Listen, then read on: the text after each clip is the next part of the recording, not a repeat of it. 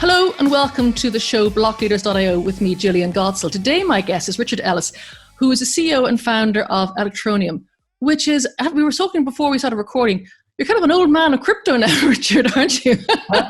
Whatever I'm involved in, I'm an old man of it. I'm just an old man. No. In crypto terms, the industry's not very old. Electroneum, we started building the blockchain in 2016. I suppose we started monkeying around with the blockchain part. So and we launched an ICO in 2017, which was kind of just really at the start of that madness of ICO. So yes, we are relatively old in terms of projects. Certainly plenty of projects pop up and disappear in far less time than 3 years, but we're in for the long run.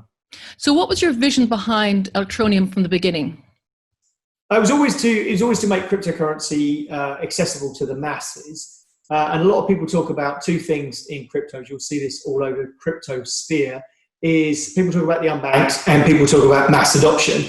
And then they produce another cryptocurrency that isn't really that suitable for the task. At the time that we were looking into this at the beginning, and still largely now, cryptocurrencies are quite technical things. There are lots more graphical wallets and things than there used to be. But in fact, there wasn't any when we were looking. But in terms of usability, Bitcoin's amazing if you want to send money around the world, because if you're trying to send money around the world with a bank, it would take days to get, especially if it's a country that's not on the sort of the main G8 kind of thing. But if you're trying to, and some countries, impossible to get money to. Whereas with Bitcoin, 40 minutes later, they'll have the funds, which is brilliant. So Bitcoin solves a massive world problem of global remittance for large amounts of money in a very short time, 40 minutes or so. Whereas what we needed instantaneous, because you can't walk up to a street vendor who's selling food and then wait 40 minutes for the consensus mechanism to clear. So we made instant payments. We made it all work from a smartphone. So it was very, very, very easy for everyday people to use.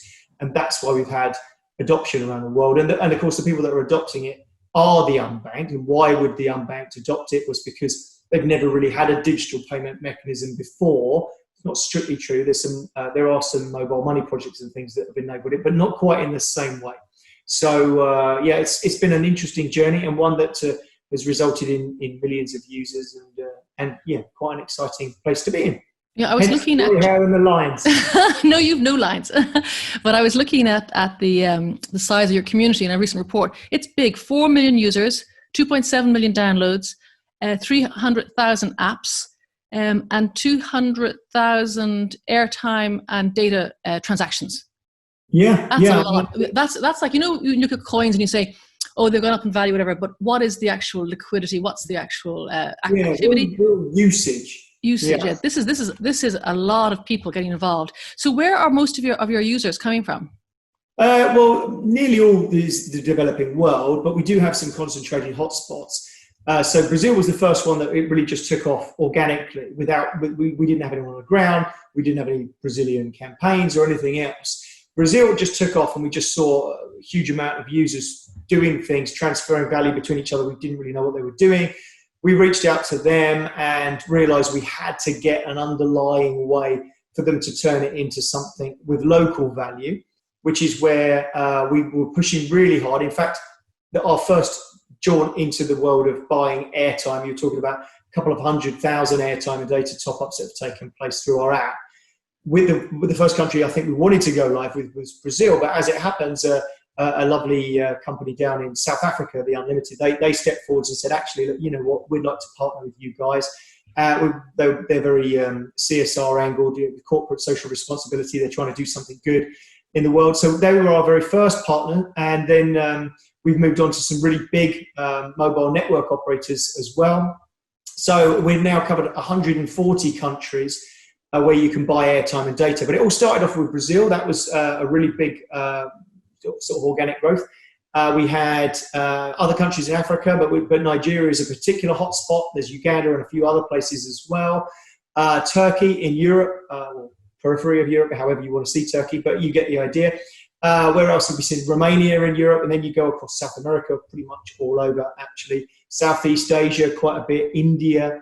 It's really geographically diverse. It's so huge. Pretty much all over the world. And when you think about it, we've lived our lives where we feel like, well, most of the world is developed. But actually, it isn't. Most of the world is undeveloped, or developing, I should say.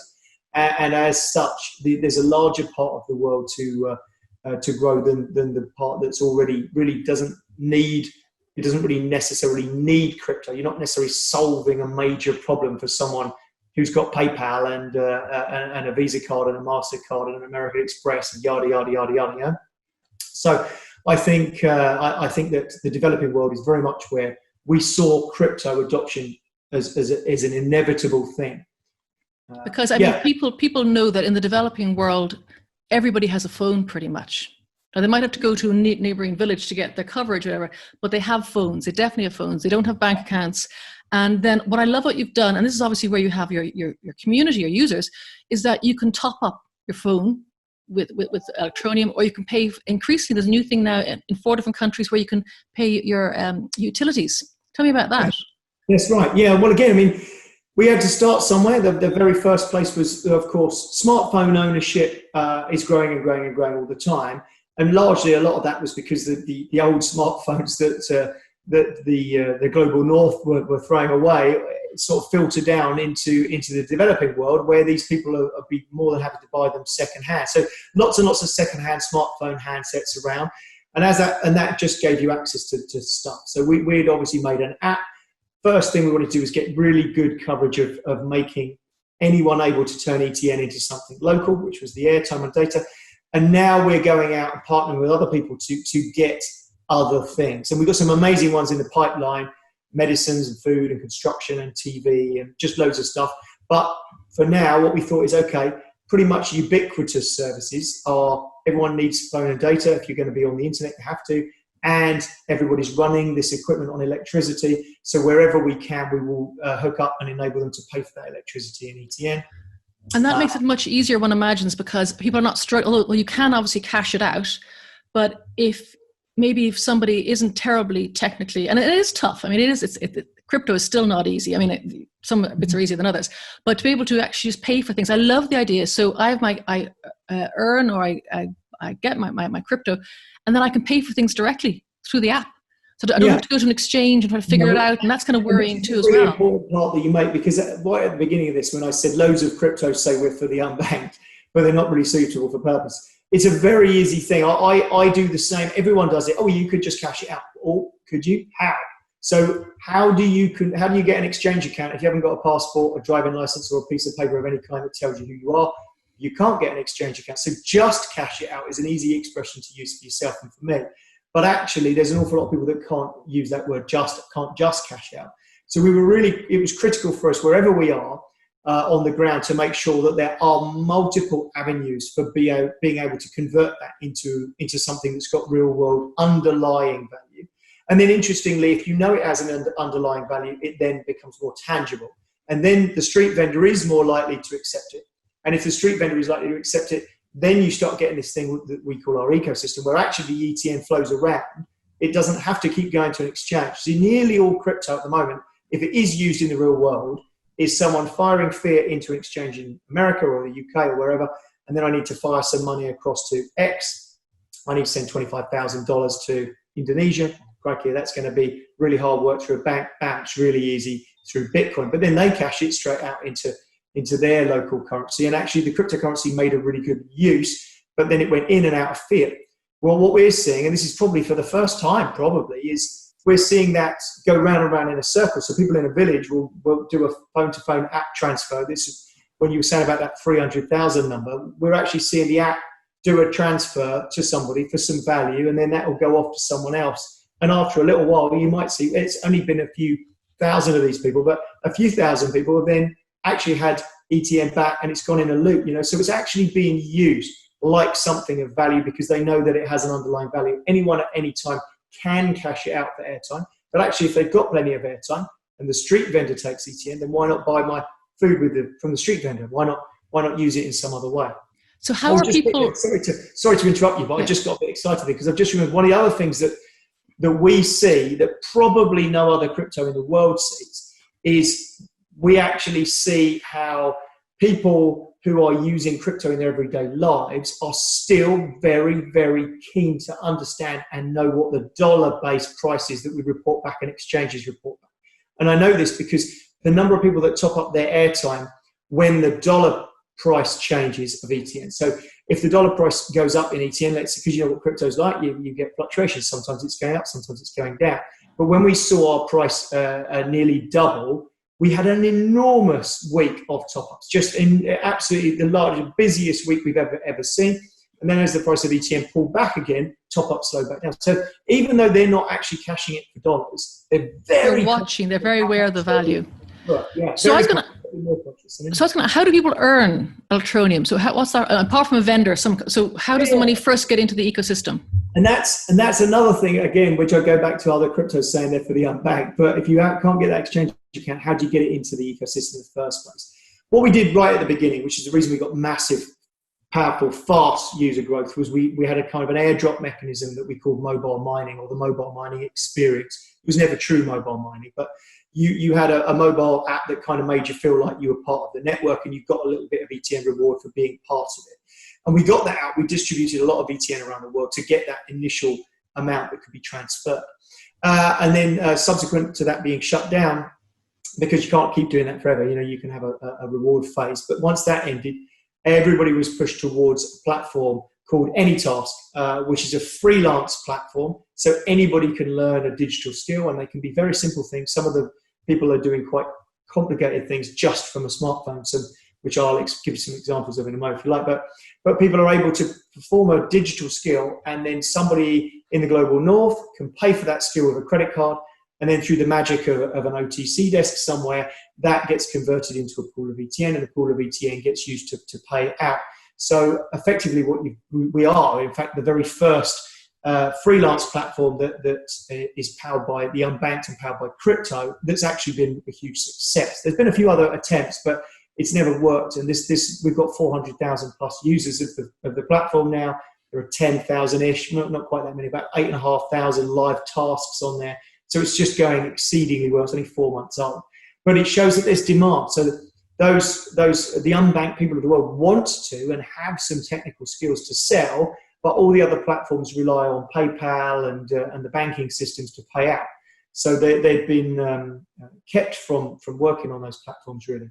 So I think we've given this opportunity, and we've seen there's a massive drive. That is huge. I didn't quite understand. That's where I came from. As we know, I used it recently, and in the lockdown, I have found an old blog about running, and I illustrated it. I've never illustrated anything before in my entire life, so I was so excited about that. And it only cost me $30. So it was something that I wasn't going to lose any sleep over. And then I printed a couple of books as well. So I'm just so excited. But see, now I understand. Okay, so the airdrop is how you got the money originally to people. I do remember the mobile mining back in the day. And then now it's people who are in the developed world who don't have access to a bank or PayPal, because they all need banks to get the money out. They can, if they've got any skills, well, mind you, as long as they can sing a song. It doesn't have to be like a design thing. Absolutely right. Or simplistic things. So people drawing logos in the sand and then doing a sort of a stop frame animation, or so that you can see this picture being built up, and then sell that for a couple of dollars on just to a business to put on their social media. The example I used just earlier to someone was every single e-commerce store in the world does product cutouts. So there are hundreds of millions of products that need cutting out. And actually a cutout you can do on your smartphone. If you've just got a bit of patience, you can go around the edges of things and cut it out to a blank background. And somebody in the developing world, we're not taking advantage of them by them selling their services cheap. We're actually empowering them. So this might be somebody who puts their skill set on there for maybe 75 cents an hour or $1 an hour. And we have had people say to us, "Oh yeah, but that's really not good for them, is it? They're only earning $1 an hour." And he said, "Well, yeah, but have a look at what they're probably. Some people are earning ridiculously small amounts, 30 cents an hour for their work. So if you've just tripled their work or tripled their hourly rate, it's amazing. And bear in mind, once you can upskill and you can get a laptop and you can learn some slightly more technical skills, then suddenly you can get into the realms of earning $5 an hour, which would be an absolutely unheard of amount. So." That is important, because I checked that out too as well when I was going to, first of all, I had my cover done and I was going to get my book laid out. I just thought, I feel very uncomfortable. This seems so cheap. And I checked out what the daily wage was. It was like $2 a day in Nigeria for this young man who did my piece. And I went, oh, okay, I'm supporting him. I'm not exploiting him, which was very important to me, because although I don't have too much money, and it was a folly that I was doing. It wasn't anything for work or anything, but I wouldn't exploit someone just for my vagaries, whatever. So I was very happy to know, and I doubled his fee. I was so happy. So, but that's very important too as well. We are actually genuinely helping people. And someone else made the point too as well. I want to address this as well, that you have lowered the age. Is it to 14? I think you have. Yeah, correct. Someone made some sort of noise that it was about child slavery. Kids are working. Let them earn fair and safely on the digital, not I don't know, prostitution or whatever they might come up against. It's actually makes sense. Yeah. I mean, that's exactly right. We're working with somebody in Ghana, and on a project that's not live yet, actually. But one of the things that they, in fact, all over Africa, you see a lot of the NGOs, a lot of charities are trying to train people in the hospitality industry. And as you can imagine, the hospitality industry has been absolutely decimated by COVID-19. So there's lots and lots of people who don't actually have anything that they can do. But if they've got any internet access at all, and remember, you don't have to stay connected to the internet to do the skill. You only need to connect to the internet to upload the finished product and to receive your orders. So you can work on things without it costing anything, and then upload your finished products, back into the AnyTask platform, where it goes back across. And your story of using the platform and wanting to give them more is not an unusual story at all. One of the biggest feature requests we get is a tip button to enable you, if you're happy with the service you've been given, to give them a tip and put your credit card back in and repeat the process, give them a tip. So I think that's a lovely idea, and it's certainly on our roadmap. But it just goes to show that the word exploitation is the right one to use. It's very easy to have the law of unintended consequence. You think you're trying to help, and actually you end up not helping, and it's very hard to avoid. But we do a very big part of our ethos is to try and make sure that what we're doing is empowering. But we're not a charity ourselves. For me, it's very important. I'm a businessman. I've been in business for 20 plus years, and I really wanted to make sure that this is a self-sustainable and commercial operation. If the thing makes money, it doesn't have to make a fortune, but if it makes money and can pay the people that work there and can work forwards and make a profit, but still empower people. And it empowers people by making their services available to big corporates in America. So it makes total commercial sense. If you're a businessman in America, what do you want to do right now? Well, costs have gone through the roof. What do you want to do? You want to save money. Well, save money, use AnyTask.com, and suddenly you've got lower costs for doing your digital work. But actually, you're changing people's lives at the same time, making their lives better. So, I'm so impressed by it. So tell me, there's another thing I want to ask you about as well. Originally, you used mobile mining, whatever. But in 2019, you brought in proof of responsibility and you handpicked miners and you handpicked NGOs. I love this part of the story. Tell me about that. Well, we had there were a few things going on. I mean, depending on your viewership, depends slightly on how much people know about something called proof of work. So nearly all cryptocurrencies, certainly Bitcoin, Ethereum, the two biggest, use a system called proof of work. It was what Satoshi Nakamoto, the original Bitcoin white paper, a developer had proposed. And the idea of it is that a computer works really, really, really hard.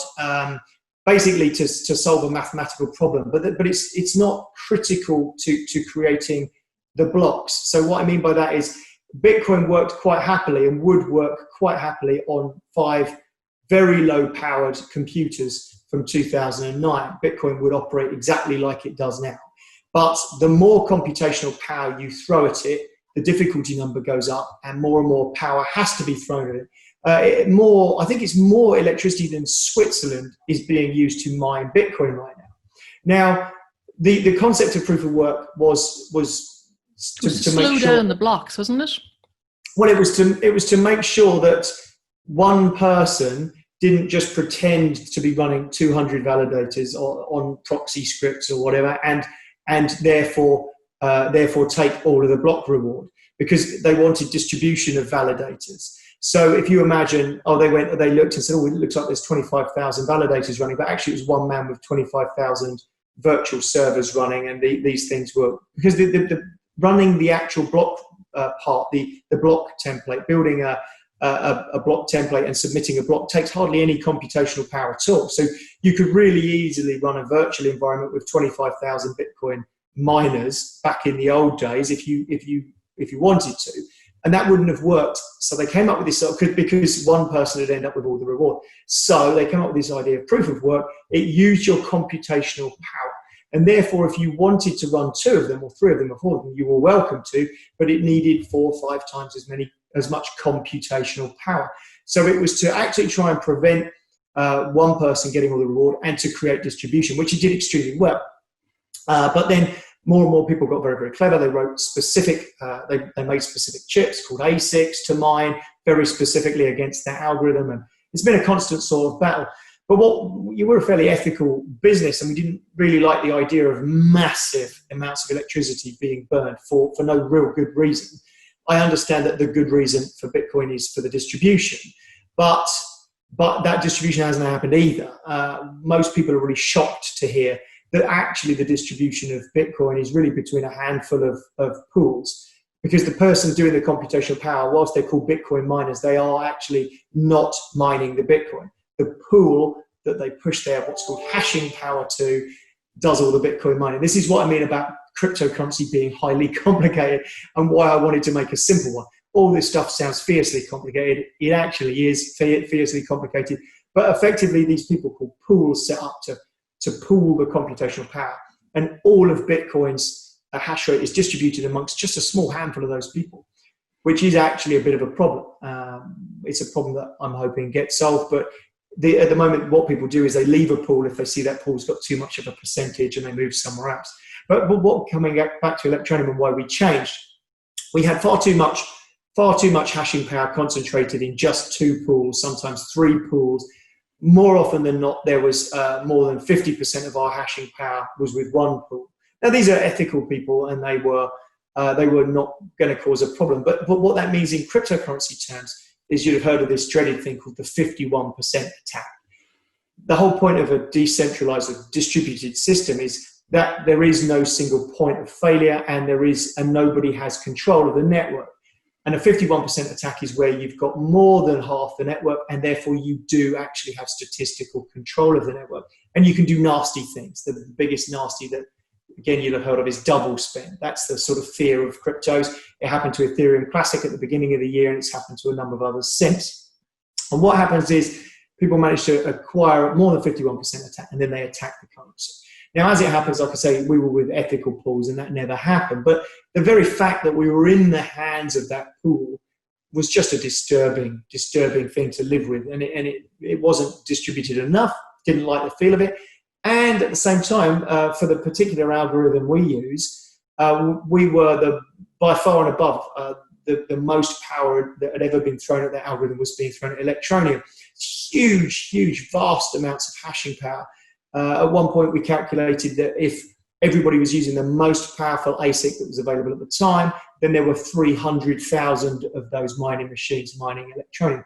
Vast amounts of electricity being burned for what we could see as being no good reason. So our blockchain guys sat down and went, look, what we want is we want to protect against 51% attack, and we want to reduce the electricity spend massively. Yeah. We looked at people like Ripple or XRP use universities to validate. There's no block reward in Ripple. They just use a relatively small handful of validators through universities. There are other trusted validators as well on Ripple's network.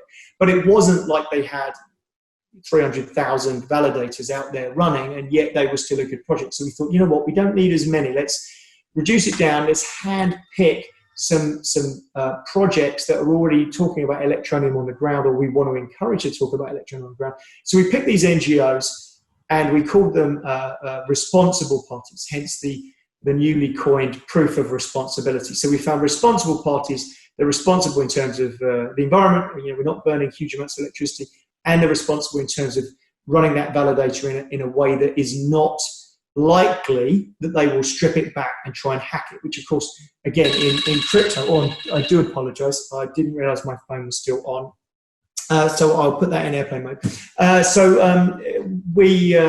we stripped everything down. We got it working with these 12 NGO validators, which is where we're at now. And we have plans to open up to universities and all sorts of other goodies as we move forward into this. So that means that NGOs are your miners, if you like, and they're earning Electroneum. That's exactly right. And some of them are using it directly, so they're handing it out to people within their projects to use for airtime or for topping up electricity, for instance. So, and some of them are cashing it in and using that money. I love your thinking again, because you've taken a problem. We know the problem is we don't want the 51%, and it's very bad on the old electricity. But then also rewarding. I mean, the whole ethos behind cryptocurrency, well, not the whole, but a big, strong push is to help other people. And this way, you're solving your own problem, because you have obviously, so you don't want to have all that electricity being done, but you're helping NGOs. That's huge. And what type of income would they make, the NGOs? Would they? I mean, it does rather depend. I mean, we just chopped our block reward down quite substantially, because they were earning a couple of $1,000s a month and things, and that's a wonderful thing to have. But ultimately, they're probably earning now, maybe if there's 12 of them, and I would imagine the block reward probably means they're earning $1,000, maybe a little bit more. As we get more of them. That will be, that's the nature of it. Then we don't increase the block reward for more people being on, in the same way that when a new Bitcoin miner joins the Bitcoin network and starts mining, there's not more Bitcoin coming out. There's exactly the same amount of Bitcoin coming out. It's just distributed amongst more parties. Yeah. And that's exactly the same for us. So as it goes forward, the numbers will come down slightly. Which of course, for the individual projects, we support the individual projects as much as we can, but our main focus, of course, is to make sure that our validation is widely distributed and also that our token economics work out in terms of inflation rate and everything else. So our main focus is always on ETN, protecting the network, and making sure that everything stands up. Remember that XRP's validators don't get any block reward at all. So they're doing it just because they're interested in being part of the network. So by us giving away a validation reward, the way I see it is the most critical part of the reward is that it has to make it worthwhile to run a validator. And we do suggest that the validating parties run their own equipment. So there's going to be some cost to that. Let's call it maybe $100 a month to run a virtual server somewhere in the cloud. So if it's not more than that, then suddenly it would not be economical to run. But so it's got to be some hundreds of dollars to cover the trouble of doing it. But I don't have a specific number. And of course, once again, we've seen some really interesting stuff there as well, because the NGOs are quite canny as well. So some of those have held back ETN, watched the price of ETN again, and cashed out at very opportune times. Bear in mind that where we're at with ETN's price right now is probably 300% more than its lowest point. So if people were NGOs collecting ETN at that point, then it's worth more now than it would have been then. Speaking of money, you raised 40 million back in 2017, I think, was it? Yes, well, the equivalent in Bitcoin and Ethereum. Yeah. And how much do you have now? And more than that, we've been fairly prudent. So what are you going to spend it on? Well, we're still spending on the project. I mean, I think people were under the impression, and lots and lots and lots of projects just took the ICO funds, bought their own cryptocurrency with it, pumped it, the owners took off with the funds. You've seen this, I'm sure in the ICO space dozens of times.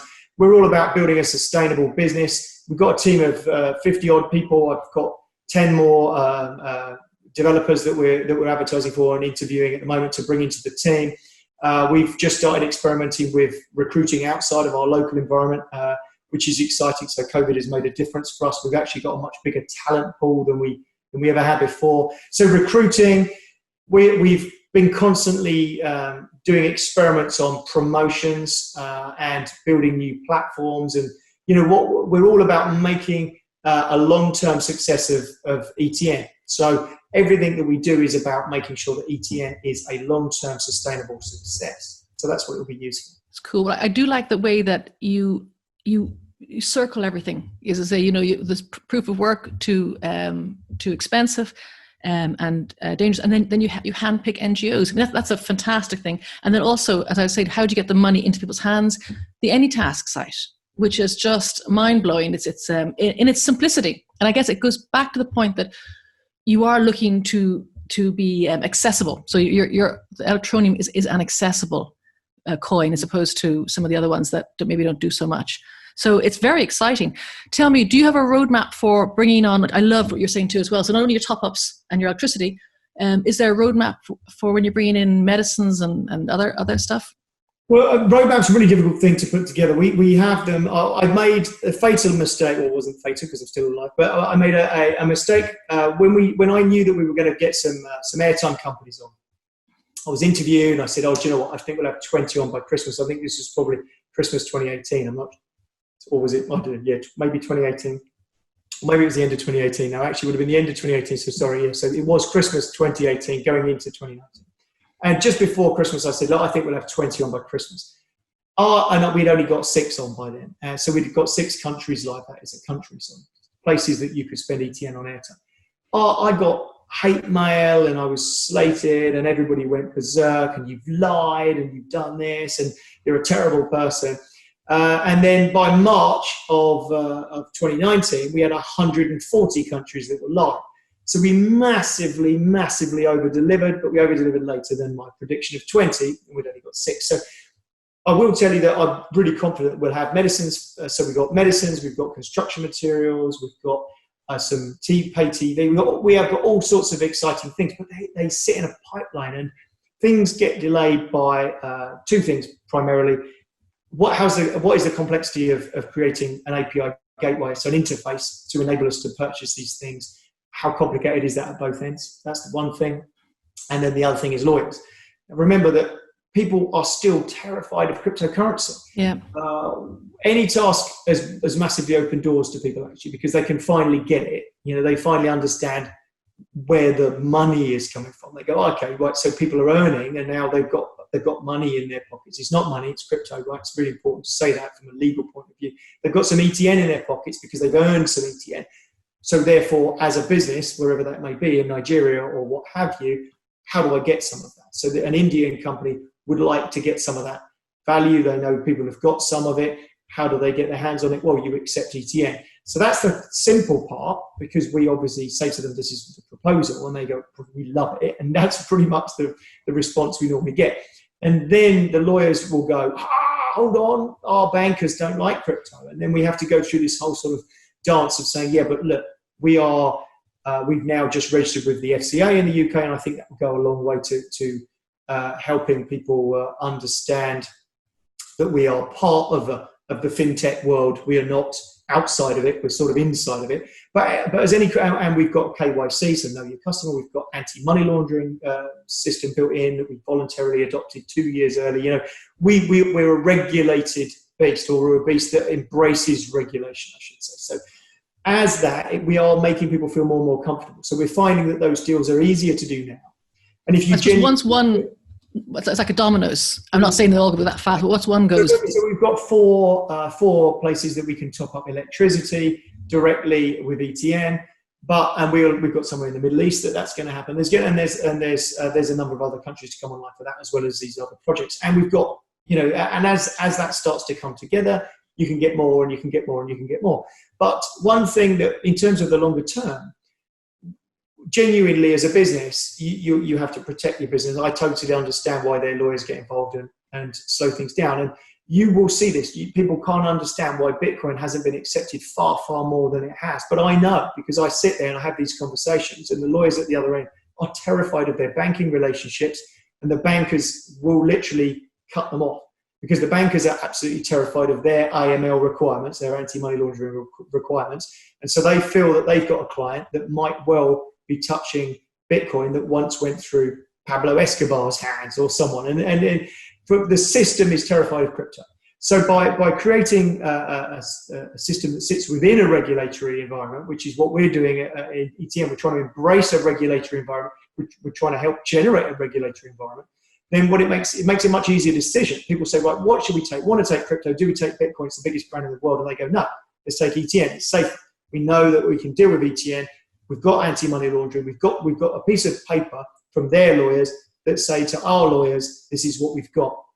Nobody at Bitcoin, there is nobody at Bitcoin to ask, can I have a letter from your lawyers? I think people still need that for sure. They need to be I'm not. By the way, I'm not slagging off Bitcoin. Please don't think that. I'm a massive advocate of Bitcoin. I think it's brilliant. No, but you're talking to the fact that when people want to do business, they want to have a name. That's right. And if they want to send you hate mail, they want to know where to find you. And love mail. That's exactly right. That is true. So we're trying to make it easy for people to use, and we're trying to make it easy for corporates to make a decision about getting into crypto. Now, but remember that the back end of that, I still believe in people's freedom. I think people should have the private keys to their own crypto, and they should look after their own things, and they should have the freedom to do it. But do remember that whilst you might not be able to open up an exchange account and put fiat money in and out and buy crypto, you almost certainly, without any identification, could still find somewhere to swap one crypto for another. Now, what this means is if you can't earn Bitcoin through a platform at the moment, and I would suggest that there aren't many places that you could do that. There are some places, so I hope that carries on. But if you earn ETN through AnyTask, there's nothing to stop you swapping it for some Bitcoin. So you can still have some Bitcoin if you choose to have. And if you choose to have some Ethereum or you choose to have something else, you can find places that will do that with KYC-less digital swapping of assets, which is going on as we speak. Wow. It's an amazing story. I love the proof of responsibility. I love the NGOs getting involved. And I love AnyTask, as we know, I've used it. But I just love it's a way, because you think, I mean, people say to me, I remember I gave some talks last year and they said, well, how do I get into it? And I'm going, well, what are you doing now? Do that in that space, whatever, be a lawyer in the space, be whatever. But if you're in the developing countries, it's a lot harder. We forget we have banks, we have lots of access to things that people in developing countries do not have. And I love what you're doing because it gives people the leg up, basically, to get them onto the same level field. So well done. Well, thank you very much. I mean, it's early days, of course. We're only 3 years into this business. And I think because of the speed that crypto happens, things happen fast in terms of, the price spikes or whatever, and everyone goes flying and looks at it and the price dumps again and everybody goes, it's the end of crypto.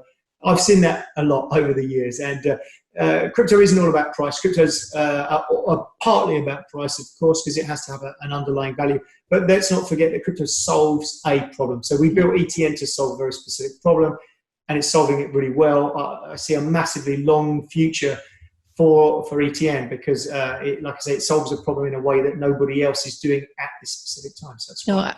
I don't think I've actually heard of a project that is so in depth and is so embedded with the people. The top-ups were very clever, but the electricity, even better. So amazing. I'm very excited again to talk to you, Richard. Congratulations. I'm very glad you got lots of money in the bank. That's very handy. It's not fiat. If we'd cashed everything to fiat, of course, we'd have far, far, far less. It's a bit of a nightmare to move around because of multi-keys and getting one set of lawyers and another set of lawyers. Yeah. So we release it in tranches, and then it gets cashed in so that we have a few months worth of operating funds out of there, and then the next time we need it, we do the same thing. So it doesn't sit as money. That's what's been critical to the success of the Treasury, has been not converting it into fiat money. Fiat money is being printed at a fast rate of knots. I personally don't have much faith in fiat money. Can't believe I've just registered with the FCA and now I'm complaining about sterling. Ignore this if you're from the FCA. I'm not complaining about sterling, but we are printing a lot of it. Yeah. Whereas their cryptocurrencies are much more finite in their numbers. Mathematically, they are sounder to me, my personal opinion. So that's why I kept our treasury as crypto treasury, because I think in some ways you probably bucked the trend, because I know a lot of people at the time, at the start of the winter, they said, we should have hedged your money back into fiat, but actually not. And I think also it's only 10 years old, if you think about it. It's a short time, and the curve is still, unless you crash and burn, the curve is still gaining value as the coins, Bitcoin included, all gains value and awareness. So I think you did the right thing, though. A lot of people would have said hedge it in fiat in 2018. Long time will tell, but I do think it would have been rather... it would have been rather hypocritical of me to say that cryptocurrency is amazing. Cryptocurrency is the future. I want to build a cryptocurrency out, but we're going to get the heck out of the two biggest players, ETH and Bitcoin, because I don't see a long-term success for them. I just think it would have been terribly hypocritical. I wouldn't be in this place if I didn't strongly believe in both those projects. It was Ethereum's ICO that actually made me think we could use that as a vehicle to launch our own thing. So I take my hat off to them, and what they did when I saw what Ethereum had done with smart contracts, back in 2015, I think probably, was it 2014 their ICO? Maybe, yeah, 2015, when I was looking at it, just thought, this blows me away. Cryptocurrency can do so many things, and we're at the very beginning of it. So I still think, again, don't take this as investment advice, but I still think there's a long way to run in terms of technical, but there's also in terms of price. So that's what we've done with our treasury. And if people think it's right or they think it's wrong, all I can do is what I think is best for Electroneum and the ETN project. Yeah, well, I say fair play. It's very impressive. I've enjoyed talking with you, as always. And I say those two things I really love, the getting the money back in, the people earning it, and the proof of responsibility with the NGOs. Those are ticking my boxes. Thank you very much indeed for your time today, Richard. Thank you very much. I very much appreciated being invited on, and I hope you have a wonderful day. Thank you very much indeed. Thank you.